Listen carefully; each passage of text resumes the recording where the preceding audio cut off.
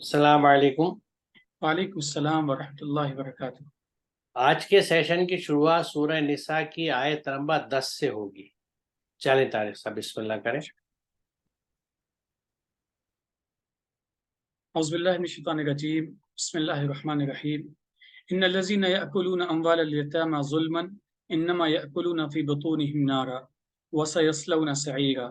बेशक जो लोग यतीमों का माल गलत तरीके से इस्तेमाल करते हैं वो तो सिर्फ अपने पेटों में आग भर रहे हैं और वो अनकरीब दहकती हुई आग में जलेंगे।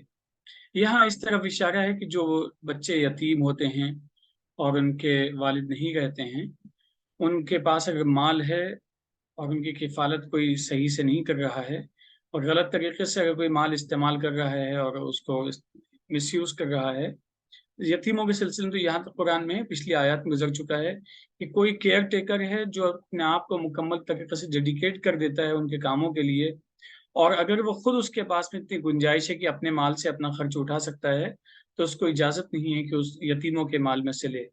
और अगर वो इंतहाई मजबूर है तो उतना ही ले जितना बक़द्र कफ़ाफ़ ले, यानी उतना ही ले जिससे कि उसकी ज़रूरत मुकम्मल हो जाए। तो यहाँ पे इस आयत में कि जो लोग गलत तरीके से किसी यतीम का माल खा लेते हैं, तो वो गोया ऐसे ही कर रहे हैं जैसे अपने पेटों को आग से भर रहे हों। ये एक इस्तिआरा है कि वो बहुत ही बड़ी तकलीफ़ को, गुनाह को दावत दे रहे हैं और इसका नतीजा बहुत ही बुरा होगा।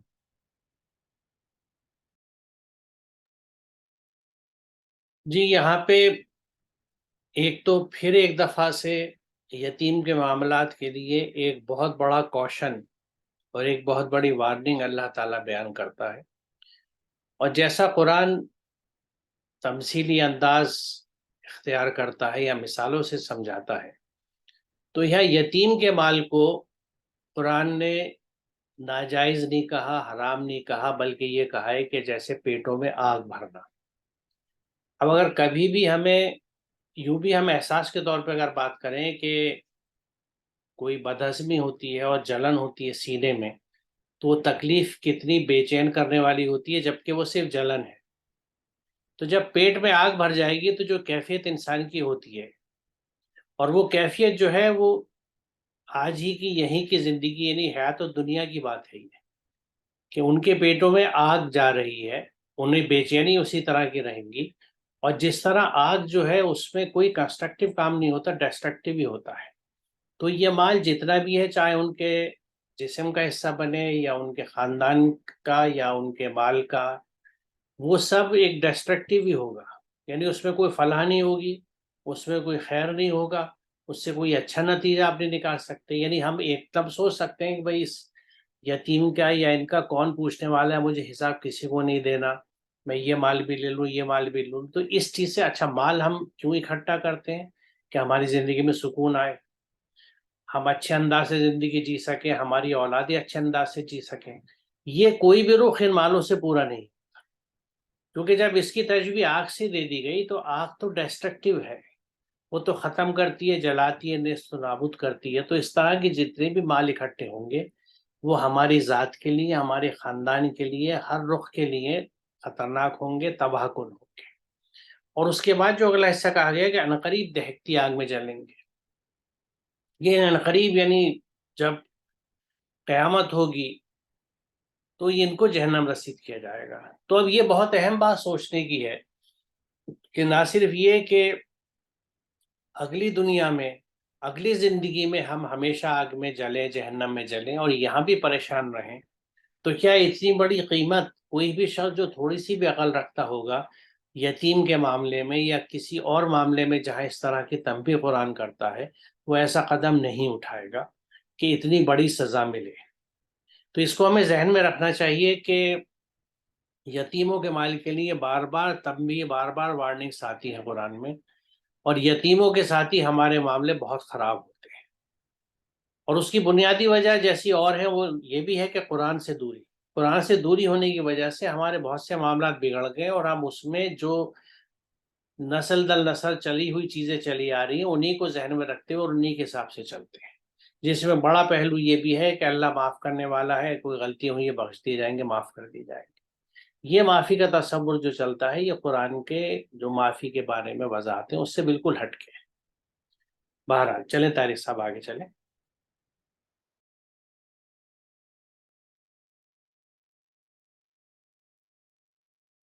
यूसिकुमुल्लाहु फी औलादिकुम लिज़्ज़करि मिस्लु हज़्ज़िल उन्सयैन फ़इन कुन्न निसाअन फ़ौक़ इत्नतैन फ़लहुन्न थुलुथु मा तरक व इन कानत वाहिदतन फ़लहा निस्फ़।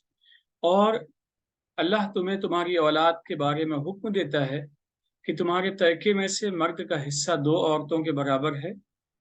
फिर अगर हों एक बेटे के साथ दो से ज्यादा औरतें यानी बेटियां, तो उन सब के लिए तरके में से दो तिहाई हिस्सा है, एक तिहाई हिस्सा बेटे का है। और वारिस सिर्फ एक खातून हो तो उसको आधा मिलेगा।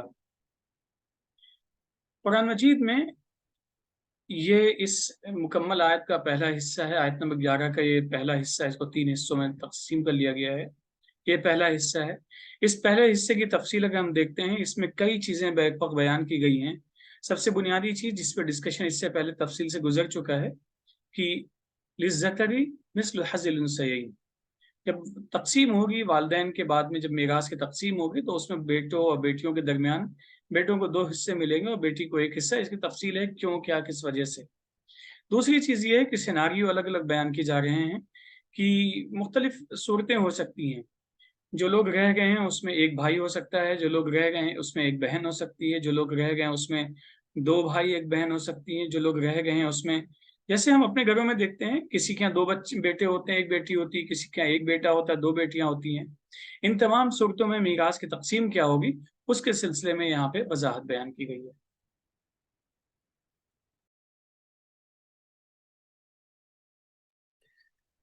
इसमें तफसील हिस्सों की है किस तरह तकसीम होंगे। सिर्फ आखिरी हिस्सा जो है कि अगर वारिस सिर्फ एक खातून हो तो उसका आधा मिलेगा, तो ये आधा जो है उस दो तिहाई का आधा है। तो मेरे ख्याल में इसमें कितने हिस्से किसको मिलेंगे ये वजाहत कुरान ने खुद कर दी है, इसमें मजीद किसी एक्सप्लेनेशन की जरूरत नहीं है। लिहाजा आगे चलते हैं। बस इसमें एक चीज है कि मुख्तलिफ सिनारियो हैं, उनको हमें सामने रख के चीजों को तकसीम देखना पड़ेगा किसको कितना हिस्सा मिलता जी है। वली अबवैहि लिकुल्लि वाहिदिन मिनहुम अस्सुदुस।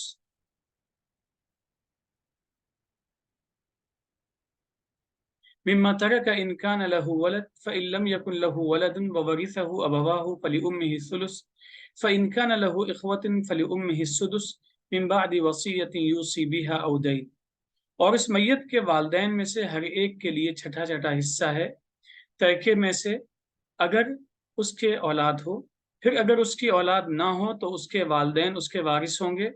और उसकी उसकी उसकी माँ को तरके में से एक तिहाई हिस्सा है, बाप के लिए दो तिहाई।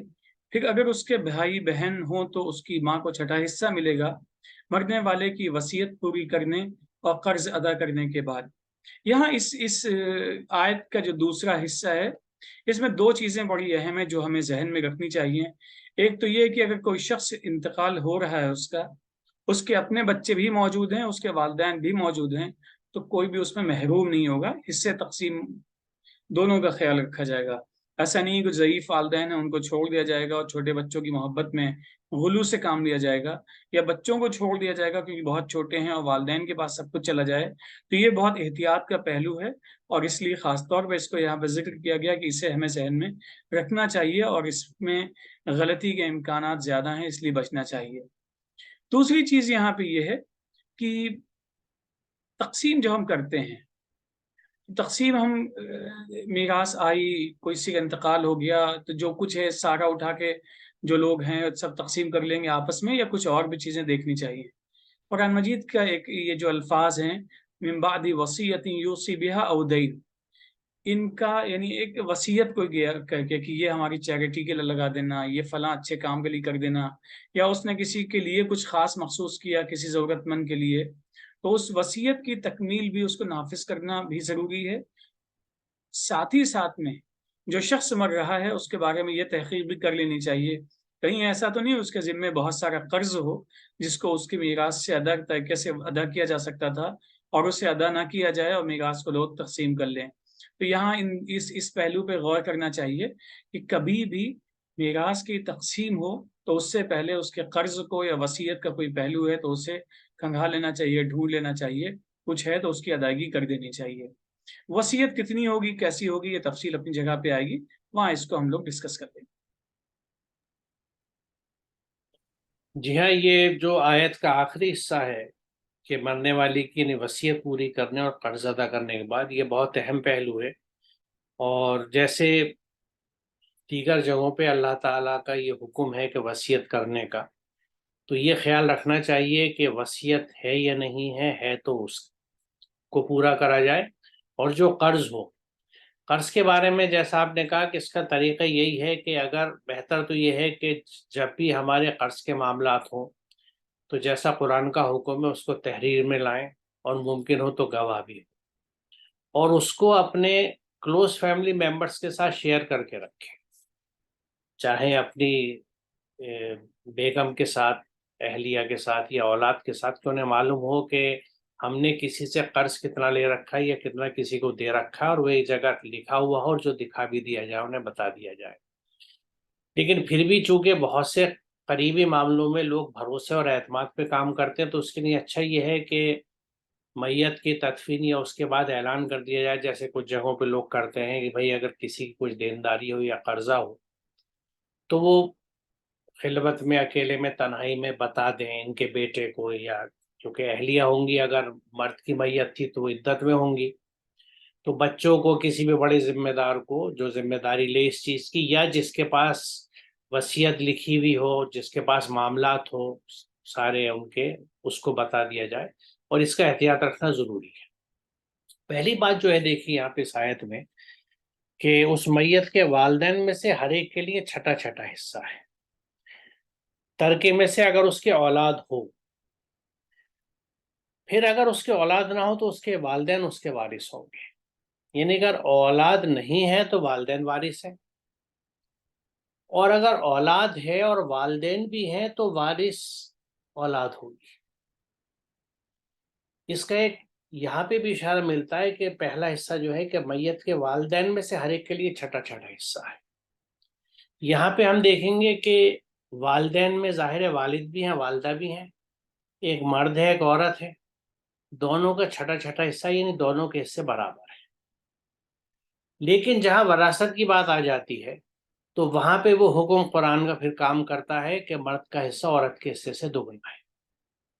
تو یہاں والدین کا، یعنی والد اور والدہ کا، مرد اور عورت کا حصہ برابر بھی بتایا جا رہا ہے، اور اگلے حصے میں آیت کے اس کو کھول دیا گیا ہے کہ اگر اس کے اولاد نہ ہو تو اس کے والدین وارث ہوں گے۔ جب والدین وارث ہوں گے تو والد کا دوگنا حصہ ہوگا عورت کے مقابلے۔ تو یہ دونوں پہلو ہیں، دونوں رخ ہیں جو ہمیں سامنے رکھنے چاہیے، اور آگے اس کی اور وضاحت بھی آئے گی۔ اور اس کی ماں کا اس ترکے میں سے حصہ 1/3 ہے اور باپ کو 2/3 ہے۔ تو اب یہ دیکھیے، جب وراثت والدین کی ہو گئی تو مرد کا حصہ دوگنا ہو گیا عورت کے مقابلے۔ یہ قانون ہے جو قرآن میں شروع سے چلا ہے، اور اس کو ذہن میں رکھنا ہے کہ اگر وراثت کا معاملہ ہے، کہ یہ وراثت کس میں ہوگی؟ جو بلڈ ریلیشنز ہیں، جیسے میت کے ماں باپ، میت کی اولاد اور بہن بھائی، یہ بلڈ ریلیشنز ہیں۔ باقی جو لوگ ہیں وہ بلڈ ریلیشنز نہیں ہیں، اس میں یعنی عورت کا شوہر بھی آتا ہے اور شوہر کی عورت بھی آتی ہے، کیونکہ یہ رشتے قریبی ہیں لیکن بلڈ ریلیشن نہیں ہے، بلکہ ایک معاہدے کے رشتے ہیں، ایک ایگریمنٹس ہیں۔ اس کی آگے وضاحت اور آئے گی مزید انشاءاللہ۔ چلے طارق صاحب آگے چلیں۔ اور سب قطع نظر اس سے کہ رشتے کی نوعیت کیا ہے، جو لوگ ڈیپینڈنٹ ہیں ان کو محروم نہیں رکھا جائے گا، یہ بنیادی اسپرٹ معلوم جی ہاں، ہوتی ہے۔ بالکل بالکل بالکل نہیں، اور پرائم ڈیپینڈنٹ جو ہے، کیونکہ اگر میت کے والدین بھی ہیں اور اولاد بھی ہے تو والدین اسٹیبل ہیں، سیٹلڈ اسٹیج پہ ہے، یہ انڈرسٹوڈ ہے، بنسبت اولاد کے جس کو ابھی پوری زندگی میں تعلیم و تربیت اور اسٹیبلشمنٹ کے مسئلے ہیں، تو وہ زیادہ مستحق ہوں گے۔ تو پھر وراثت ان کے حصے میں ہوگی کہ جو بھی حصے ہیں جس کے تقسیم ہونے کے بعد جو مال بچتا ہے وہ پھر وارث کا ہوتا ہے، تو وہ پھر اولاد کا ہوگا۔ تو یعنی ہم یہ کہہ سکتے ہیں کہ میجر شیئر جو پھر وہ اولاد کے پاس آتا ہے، کیونکہ اس کے لیے اپنی تعلیم و تربیت کے لیے اور ایسٹیبلشمنٹ کے لیے پوری عمر پڑی ہے، اور اس پہ ان کا سرپرست اب نہیں ہے۔ چلے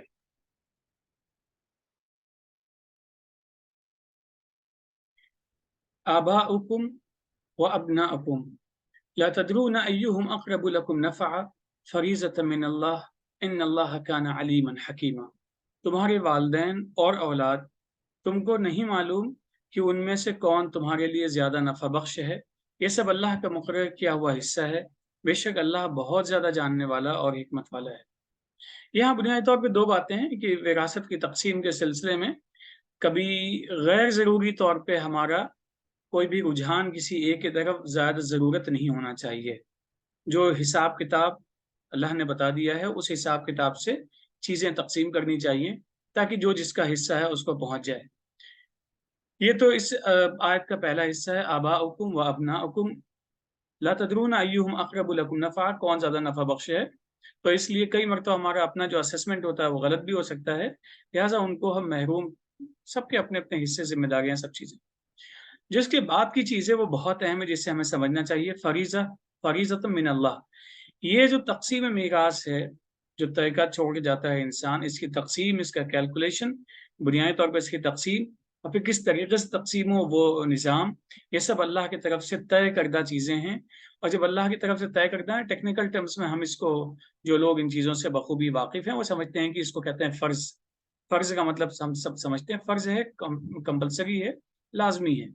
अब जब ये कंपल्सरी है, लाज़मी है, फ़र्ज़ है, तो अगर मीरास की तक़सीम में कोताही हम कर रहे हैं, तो गोया कि एक फ़रीज़ा है जिसकी अदायगी में हम कोताही कर रहे हैं।